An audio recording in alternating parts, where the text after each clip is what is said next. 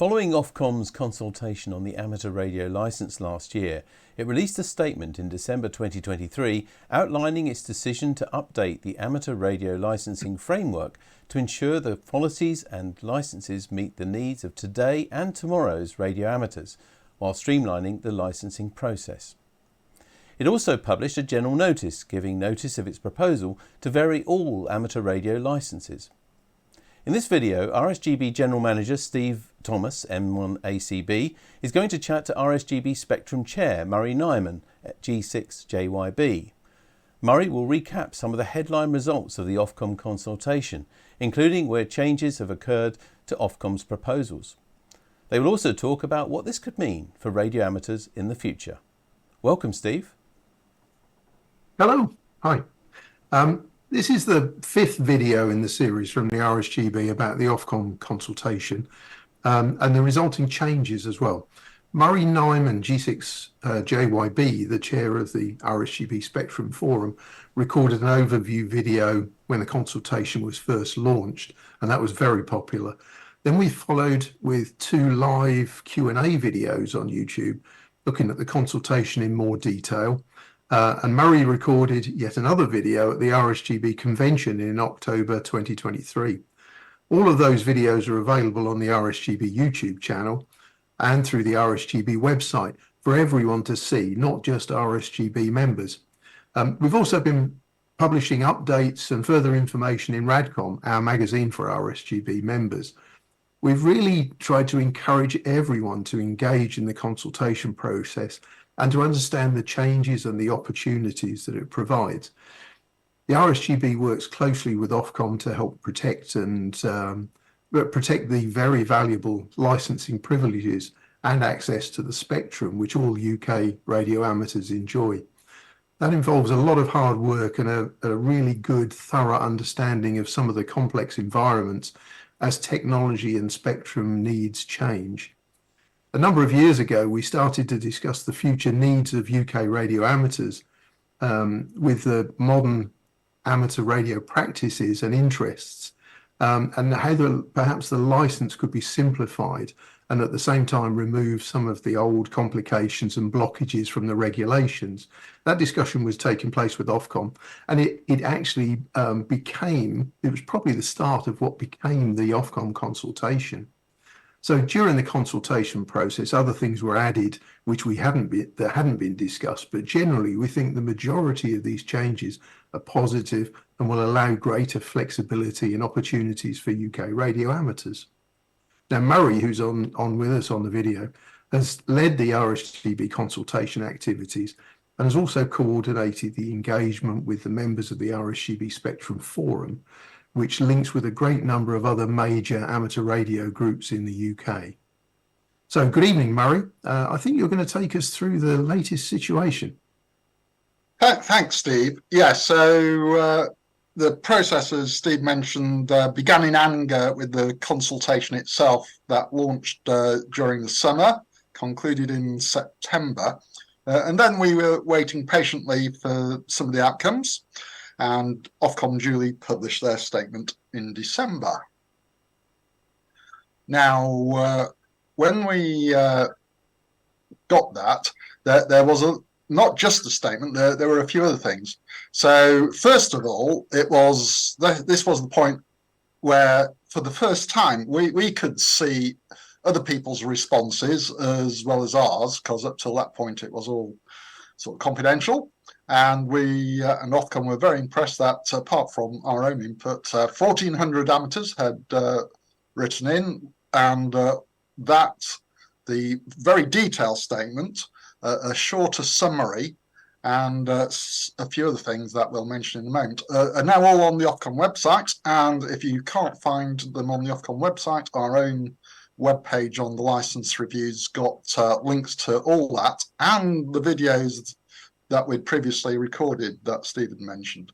We're now in January in what's called the general notice period, and that's the it's a little longer than 4 weeks because of course we had Christmas in there, but it's the final period where you can still make some submissions on the finer detail, not on general policy, but if you spot typos or a few other things. So we'll be responding to that, and it's worth taking a look at yourself. But quite quickly after that notice period finishes, we move on to the next phase. And what Ofcom are doing, because it's not just the license conditions, there's wider issues, and it's affected by their own IT or licensing platform, as they refer to. These things roll out in a number of stages. So your personal license conditions will be varied, as the term is used by Ofcom, probably by the end of February. That is the point where things like, not just headline things like increased transmit power become available to you, but quite a number of other things. The list is substantial. One of the things that's in there is the fact that, as we know, RSLs, the so-called regional prefixes, become optional, but I'm sure a lot of people will still to them. It really increases the flexibility and opportunities around supervising non-licensed amateurs to try and introduce them to amateur radio. We mentioned transmit power. That changes in a number of different ways. So we're not going to go into huge detail here, although perhaps Steve can follow up on some of these things. One of the things it does do, for example, is it allows Foundation to have much more ability to do remote control, build their own kit, and for all amateurs in primary bands to actually experiment with airborne usage, which is, you know, truly novel for UK amateurs as well. Much later in the year, and this is where it becomes a little more platform dependent, we see the ability for some of the call sign and special event station stuff to be amended. So initially, at the moment, as most people will know, the 2 series prefix is used for all intermediate calls.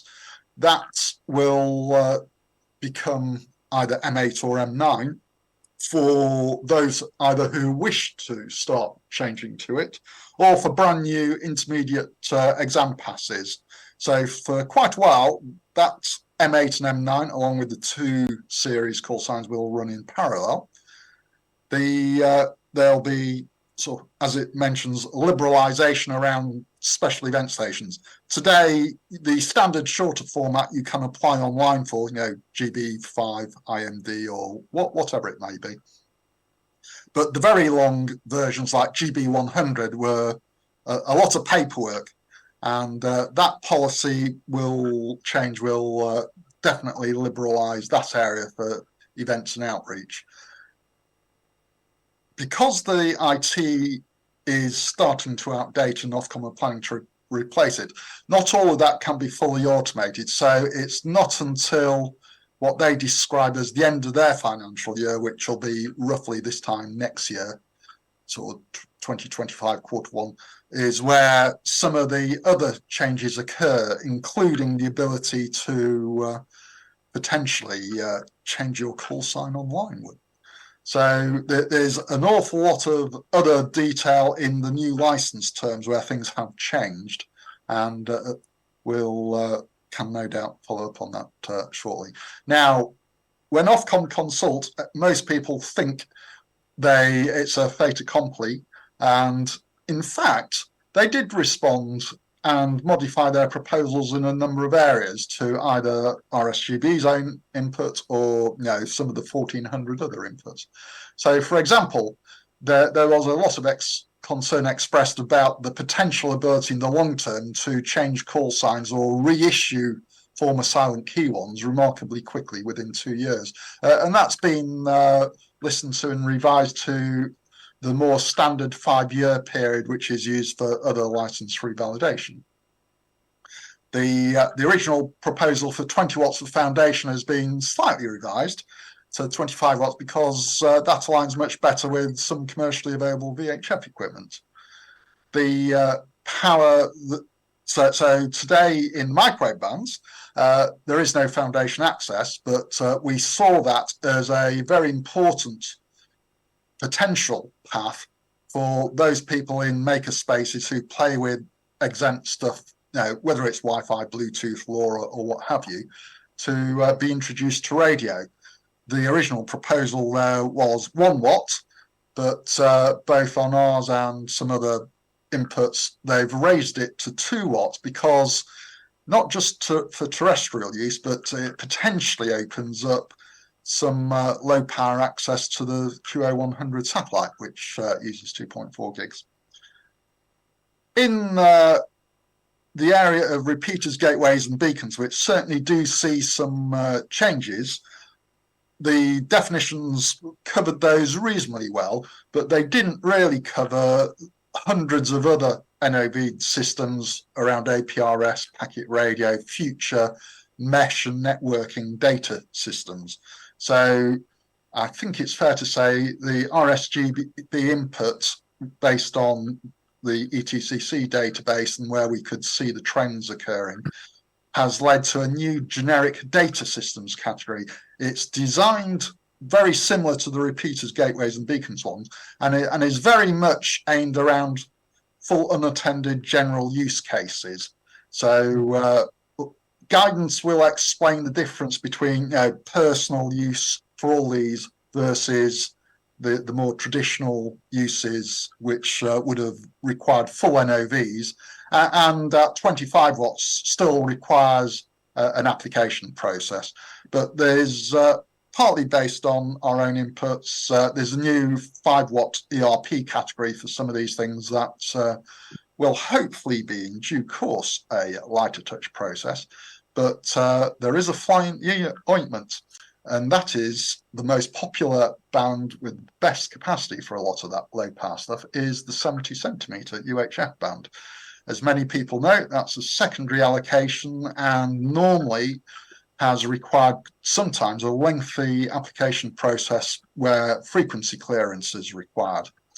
In the original consultation, Schedule 2 and some other unwritten or not very visible processes weren't being obviously changed. We made a significant input around that, and Ofcom have attached a secondary document to the license called the coordination notice.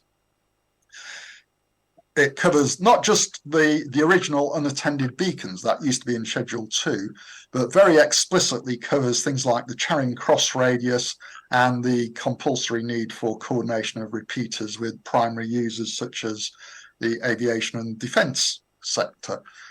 70 SEMS and 23 SEMS are very obvious bands where that applies, but there is even a small area in 2 meters where unattended use has some control. So that notice we've made clearer on the RSGB website. It is in Ofcom's statement, but it may have been overlooked. And then there were all sorts of finer areas in the draft license for T's and C's to be fine-tuned, or there were a few typos. That has largely been very successful, but we are aware that there may still be 1 or 2 minor things left, and the notice period provides a good opportunity to again approach Ofcom around that. What isn't available yet that will accompany these is updates to Ofcom's guidance and indeed our own guidance. So and that guidance or other services, shall we say, now you can see on this slide, the license touches a whole areas of amateur radio. For new entrants and trainees, the exam syllabus clearly has to account for the new license conditions. We usually have to give quite a long notice period for this, and we didn't want too much of a delay. So the existing draft that came online quite recently was admittedly based on Ofcom's original draft proposals to save time. The shooter's reflector, amongst other places, has spotted where that needs a few further updates.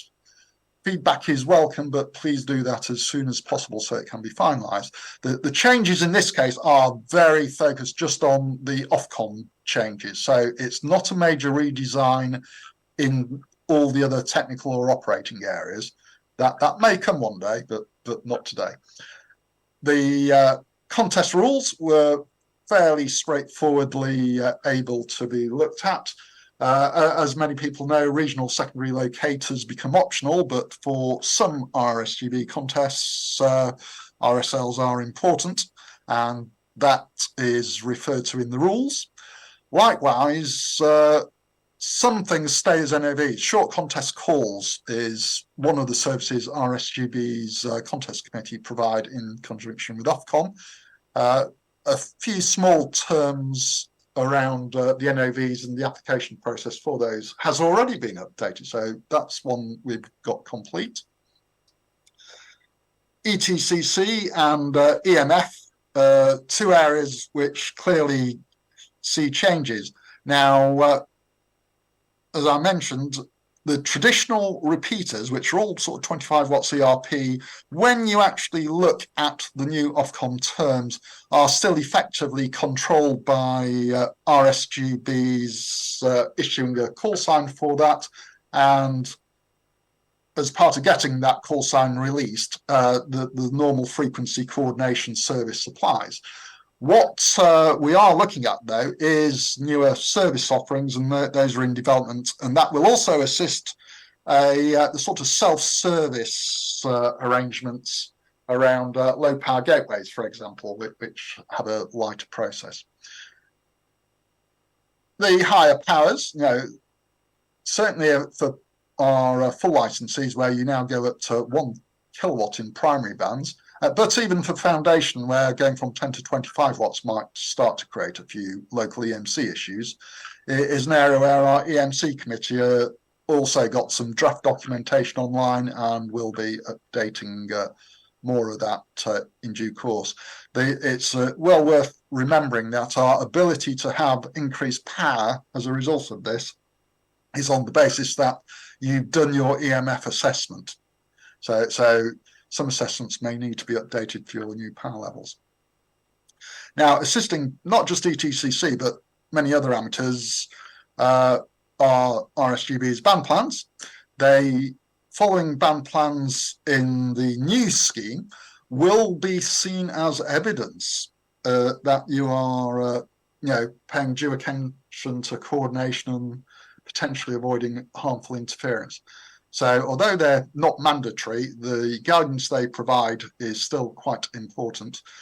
They're normally reviewed and updated before Christmas, or November time, in time for that post-Christmas copy of REDCOM in February. This time we not only had the Ofcom consultation giving us some uncertainty, but we've also had IARU conferences and discussions last autumn, which interestingly also changes the 77's band plan or parts thereof. And we were also highly engaged with Ofcom during the World Radio Conference, where 23 centimetres, but bands from HF all the way up have been in scope. In practice, for the moment, those outcomes don't affect the first edition of any band plan changes. But like with the Ofcom 77s and 23 SEMS coordination stuff, it's conceivable that later in the year, as these processes develop, that we might have to produce an interim update. And that's one of the purposes of the Ofcom coordination notice system. It allows them to update that part of the license without a major consultation. It is designed to be a much more flexible mechanism to accommodate the other primary users. And finally, of course, there's an awful lot of new opportunities, whether it's airborne, whether it's construction for foundation, whether it's supervising sort of new entrants to the hobby to give them a taste. There's opportunities everywhere for amateur radio outreach, recruitment and development. And it will not only feed into RSGB's sort of strategy side, it's an opportunity for all amateurs to sort of help promote amateur radio with, liberalised special events, for example. And that just brings us briefly to the final reminder that if you are interested, first of all, consider that there is a little bit of a timeline if you want to make a last-minute submission to Ofcom. 5 p.m. on the Monday, the 22nd of June is the deadline. And links to all this and this latest video in the series will be on our license review page, where you can see the shortcut there. And with that, I hand back to Steve. You do, yeah. Thanks very much, Murray. After having worked on this for so long, it's really good to see it in a compact format. You know, a sort of a digestible few number of slides. But you and I know just how much effort has gone in to, not only from the RSGB side, but also from the Ofcom side as well, to get it this far. It's been a long time coming, isn't it, really? What I was going to do now is just pick up one or two things that have occurred to me as you've gone through, and they're both based mostly, honestly, on phone calls that I've received in the office, you know, in the last few weeks since the consultation results came out. So I want to go back to just first of all the general notice period that's happening at the moment. And people have been a little bit confused about what they can and can't do. Yeah, so I'll use this. So the two graphics are literally the cover pages of the two Ofcom documents that are relevant. So any consultation results in a statement, and that statement's quite lengthy. Yeah.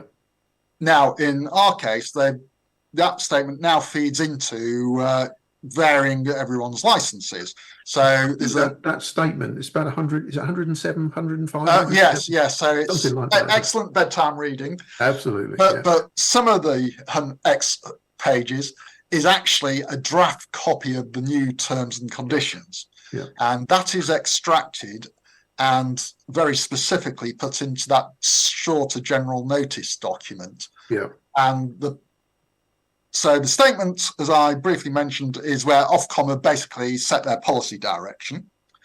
But the notice period is not just a nominal period where it says we're going to change your license the next day's time. It does provide for personal representations or any other last-minute submissions. So, for example, we and Ofcom are already aware of this, of a couple of minor typos lurking in the frequency schedule, and indeed, in fact, both the frequency schedule and some of the unwritten or gaps in the process, or inconsistencies, shall we say, between what's in this new coordination notice and some of the other sort of messaging that we've seen. So clarifications are areas where, legitimate areas where you could put an input in, but fundamentally that they will prioritise ones that directly affect the T's and C's in the new licence. Obviously, other things may feed into their follow-on work around guidance, and both, to be fair, Ofcom and RSGB guidance will have some work done on it in due course, of course. Yeah. Okay. All right. So I've had a few calls about that, people asking about it. One other thing to say on that, we've actually been working with Ofcom on a piece that's gone into the February RADCOM. So that's a bit of a statement from Ofcom about the current situation, and then we've blended in some of the parts from the shorter form statement with the consultation. So that's in the February edition. But again, we're just trying to get as many people as possible aware of the results and the current situation. So that continues. Anyway, that's coming in the February edition of RADCOM. One other thing, well, a few other things actually, but EMF, we've said all along, has actually been an important enabler to the power changes and that area within the changes. But of course, there's much more with the foundation going up to 25 watts. There's much more focus on EMF, even down to the foundation level and awareness. And I know you said that the EMC committee are working on some extra guidance there, but it really is important to see it as an enabler for these changes but people must continue to do those calculations. And, anything else to add there? Well, there's two things. In fact, just before we touch on that, one thing around that notice period is for Ofcom to vary people's licenses, it really does rely to some degree on their contact details being up to date on the database. It's on my list as well. Statistics for that sadly show that there's still a interesting percentage where they're on old email addresses or old phone numbers or what have you. Both for that variation and for when your details are transferred to their new platform later in the year, please ensure that you can log on and your contact info is up to date. And that will help with the number of licenses that you're allowed to hold, at a level. It affects the call sign policy. It'll also help with the changes from 2E0 and 2E1 and the reservation. All of those things are absolutely key having your details up to date are key to the and process, it will also be very key for special event applications. So today I mentioned that for many years you've been able to apply online for the standard short ones. That we have had to assume that the resource available for manually handling some of those, which got very complicated with the so-called special events, will diminish as they move to a much more automated system. So that online way of doing things is, one of the background features here. Just returning to EMC and EMF, we over time, Ofcom have been very impressed with the way we went around EMF and do provide both initial simple spreadsheets and now much more interactive web tools for EMF calculations. Clearly, going from 10 watts to 25 watts is sort of X dB's worth of power increase, and for where in the past 10 watts may not have affected anything anywhere near it, 25 watts is potentially where you start to get more interactions. Going further up, we should mention the intermediate goes from 50 to 100 watts, which is 3 dB increase. And then in primary bands, this is important. In primary bands, the full license goes from 400 watts to 1 kilowatt. But clearly that's where it's critical both for EMC and EMF that you've got your calculations sorted out. But if it's a secondary band, that still remains at 400 watts. All important in the detail. It really is. And just going back to the EMF, we know that our EMC, the RSGB EMC committee, worked very closely with Ofcom on trying to find suitable and appropriate ways of measuring EMF, and that really did build and allow some of these increases. So the work that was done there, when we had some of the I think it's probably fair to call them world experts in that sort of field, working with Ofcom on EMF calculations, didn't we, at the time? And that then has come through to the much simpler web forms now on the RSGB website. So all of these things are actually very complicated and linked back through a number of years of work. They really are. The other thing I get, I've had a few calls about, and it's probably worth returning back to, is the repeaters and beacons and the coordination. I think you linked it to the band plans. So that's quite a complicated area. There's quite a lot of liberalisation in there, but there still needs to be some coordination in there. I know that's still a work in progress at the moment, but I've certainly had a few calls about that, Murray. Yeah, so there's two elements. Some is extremely clear today, some is still being worked on. So the one thing that is extremely clear and may have been missed or overlooked, shall we say, in the initial headline publicity is the way the coordination notice applies to, as I said, largely 70 SEMS and 23 SEMS, but it starts with also including some primary bands where as before in the previous license, there were certain grid references listed in that schedule where you weren't allowed to have unattended beacons, including in primary bands such as 10 meters and 2 meters around certain sensitive locations. That hasn't really changed. Some things that were associated with ARDF competitions and APRS, we did get those changed. The changes that transformed Schedule 2 into this Notice of Coordination were very much seeded in a combination of a relatively recent Ofcom document and our own input. Now, clearly, that if you require, as Ofcom indicate, explicit frequency clearance in those bands for a repeater, in general, there is no lower power limit there for the moment or exemption. So it doesn't matter whether it's a 5-watt system or a 25-watt system in those bands come February, unless we get a little more process clarification.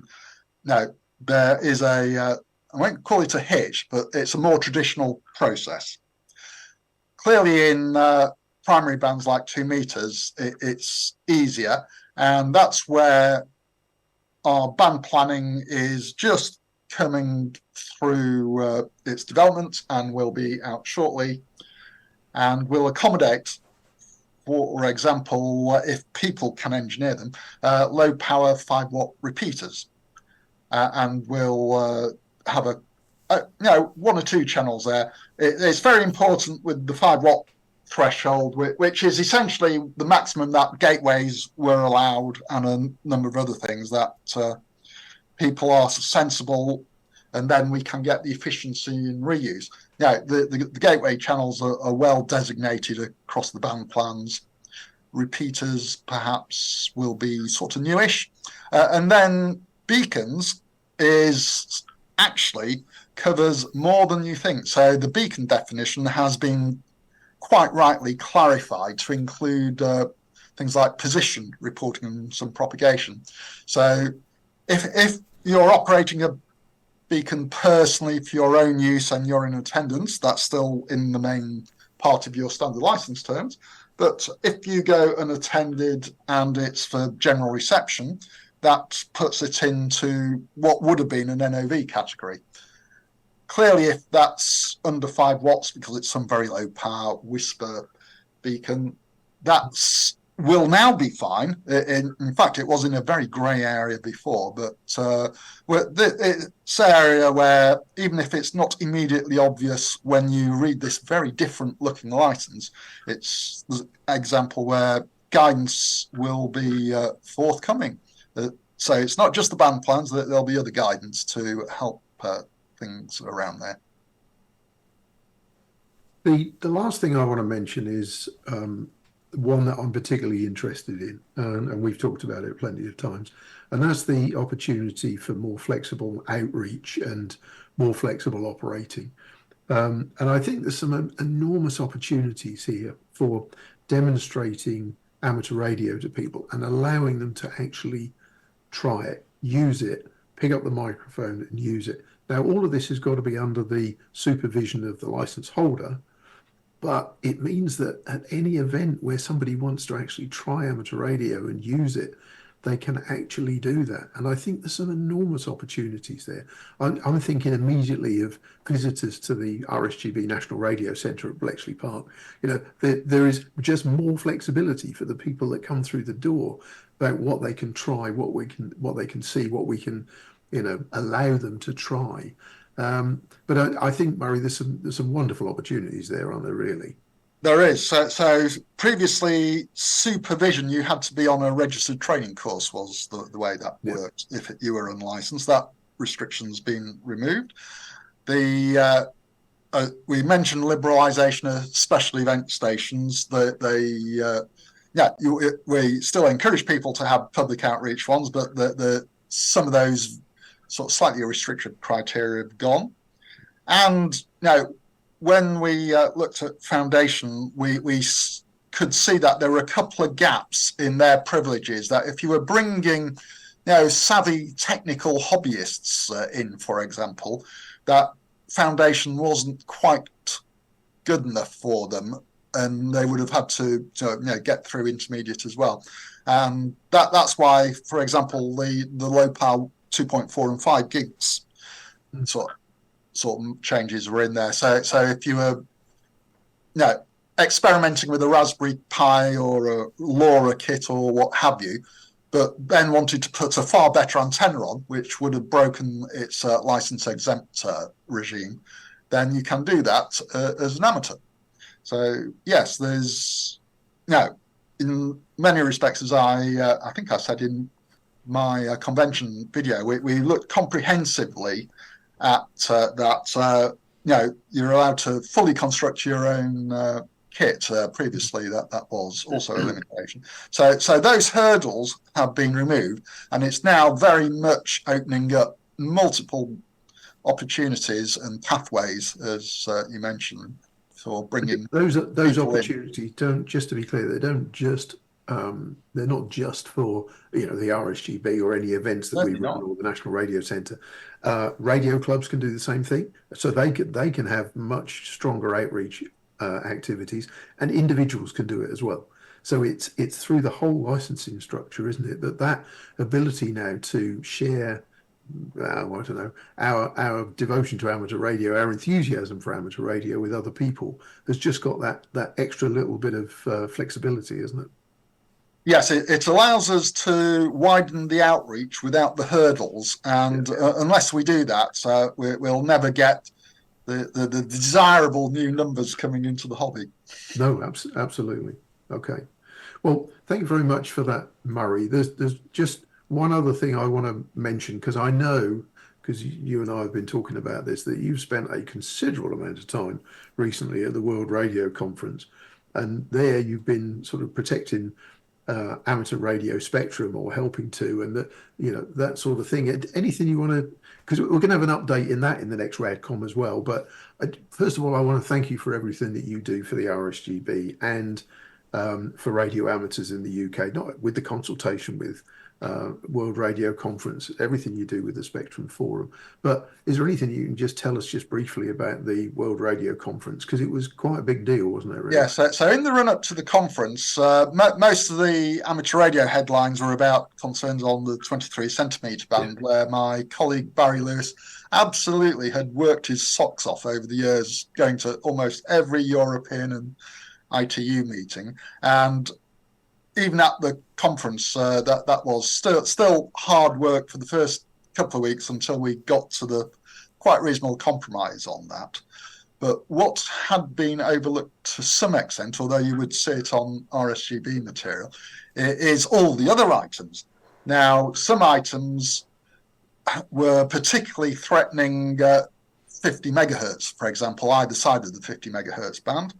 But once we got to the conference, even some items which amateurs could relate to, like bands for space weather, that affects our propagation, they are going to be professionally protected. And some of the early proposals would have seen us in deep difficulty, as new primary allocations would affect amateur allocations all the way from 100 kilohertz all the way through the HF bands, as well as directly in 50 megahertz and a number of other places.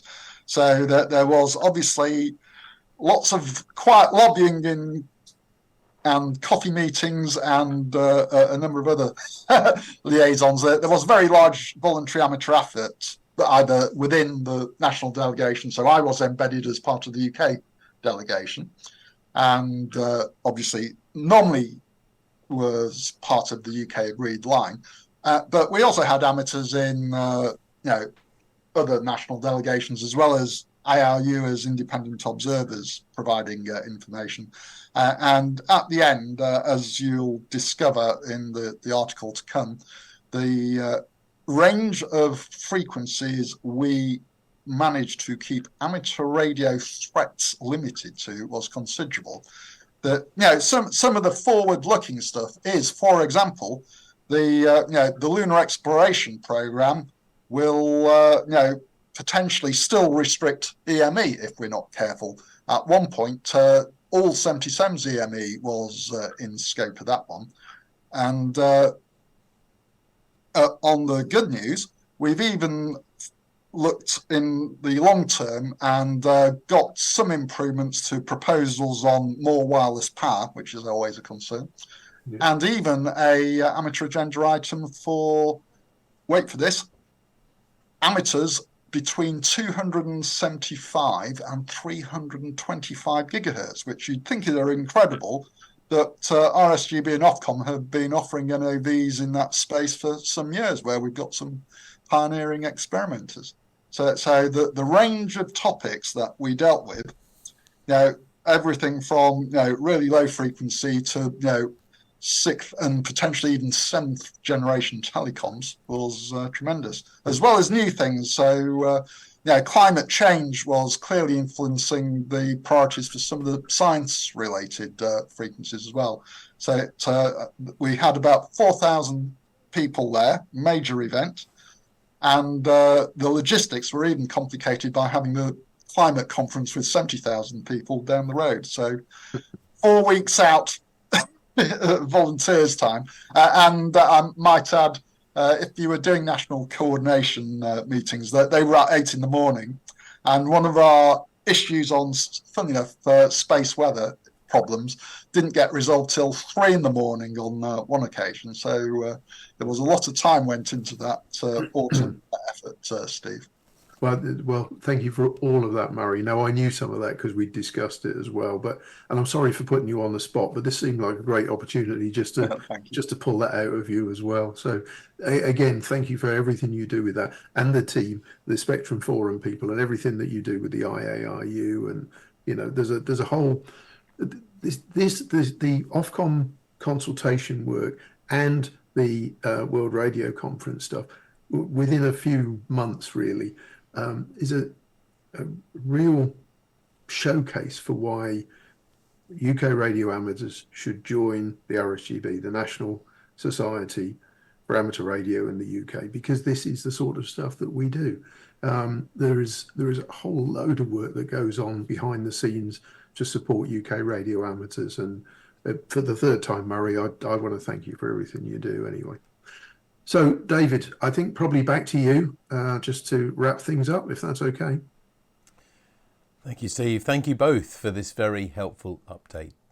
This is a great example of how the RSGB is working not only to defend the spectrum, but also to support all radio amateurs to understand and make use of the privileges they enjoy through their amateur radio licence. If you want to find out more over the coming weeks, keep an eye on the RSGB website, where updates will be posted regularly at rsgb.org/licence review.